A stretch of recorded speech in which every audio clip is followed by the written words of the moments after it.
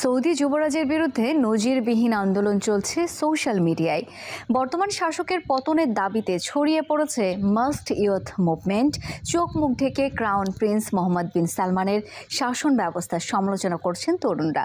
ব্যক্তি স্বাধীনতা হরণের অভিযোগ তুলে গণ অভ্যুত্থানের ডাকও দিচ্ছেন কেউ কেউ।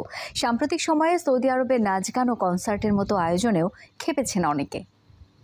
ইফাদ রোশে এক্সপার্ট মিক্সে আছে সবচেয়ে বেশি মশলার সংমিশ্রণ। ইফাদ রোশে এক্সপার্ট মিক্স মশলা। বিভিন্ন সামাজিক যোগাযোগ মাধ্যম এখন সয়লাব সৌদি আরবের রাজ পরিবারের সমালোচনায় তৈরি বেশ কয়েকটি ভিডিওতে। ক্রাউন প্রিন্স মোহাম্মদ বিন সালমানের পতনের দাবিতে গত সপ্তাহে শুরু হওয়া মাস্ট ইয়ুথ মুভমেন্ট বেশ আলোচনার জন্ম দিয়েছে। টিকটকে শুরু হওয়া আন্দোলন ছড়িয়ে পড়েছে ফেসবুক, এক্স সহ অন্যান্য সোশ্যাল মিডিয়ায়। নাম পরিচয় গোপন রেখে শাসক গোষ্ঠীর বিরুদ্ধে দুর্নীতি ও স্বাধীনতা হরণের অভিযোগ তুলে হতাশা প্রকাশ করেছেন সৌদি তরুণরা। সরকারের রোষানলে পড়ার ভয়ে কেফিয়া কালো কাপড়ে নাক মুখ ঢেকে রাখার পাশাপাশি কণ্ঠ পরিবর্তন করছেন কেউ কেউ। ক্যাপশনে ক্ষোভ ঝেড়ে সেসব ভিডিও শেয়ার করা হচ্ছে অন্যান্য অ্যাকাউন্ট থেকেও।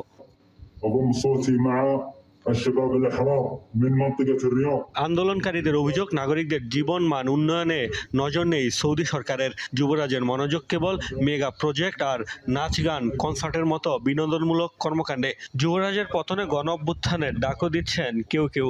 পশ্চিমা সংস্কৃতির আগ্রাসন থেকে মুসলিমদের পবিত্র দুই নগরী রক্ষার আহ্বানও জানানো হচ্ছে। সামাজিক মাধ্যমে ঝড় তুললেও আন্দোলনকে অনেকে সৌদি থেকে বিতাড়িত প্রবাসীদের এজেন্ট আখ্যা দিচ্ছেন। বলছেন বিশ্বের কাছে দেশটির ভাবমূর্তি নষ্ট করতেই এই তৎপরতা।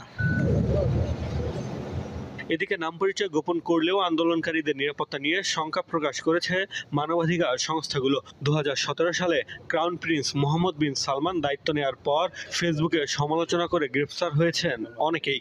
নাম পরিচয় গোপন করেও শেষ রক্ষা হয়নি কারো কারো, অনেকের হয়েছে কারাদণ্ড। মোস্তফা মাহমুদ, যমুনা নিউজ।